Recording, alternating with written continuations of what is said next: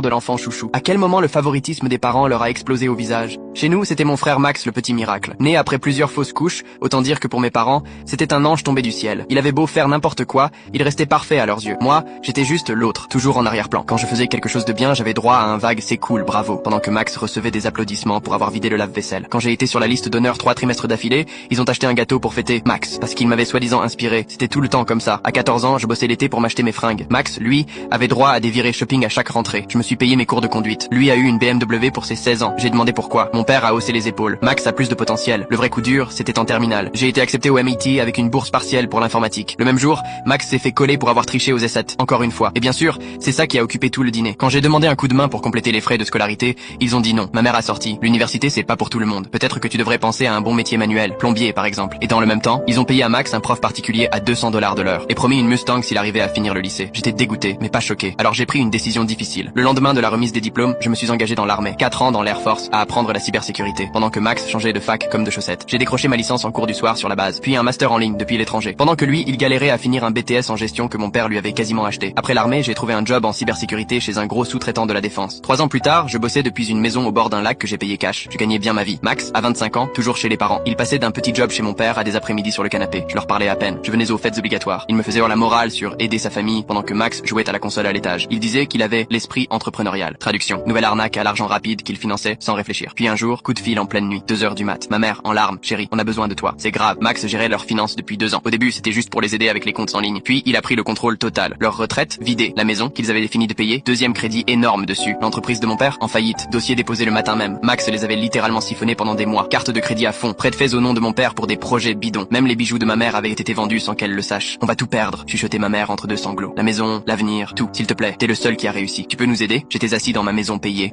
en regardant mon compte d'investissement. Et j'ai ressenti quelque chose que j'avais jamais connu. La paix. Je lui ai répondu calmement. Tu te rappelles ce que tu m'as dit sur les études? Que c'était pas pour tout le monde. Que je devrais apprendre un bon métier manuel. Mais là, c'est différent, me dit-elle. Non, c'est pas différent. Vous avez fait un choix. Maintenant, vivez avec. J'ai raccroché. Bloqué leur numéro. 3 mois plus tard, ils ont perdu la maison. L'entreprise a fermé. Max, il s'est tiré la veille de l'audience. Plus jamais entendu parler. Il a laissé derrière lui que des dettes. D'après les dernières nouvelles, ils vivent dans un petit studio. Ma mère bosse dans un magasin. Elle a 67 ans. Le bébé miracle, c'est devenu leur cauchemar.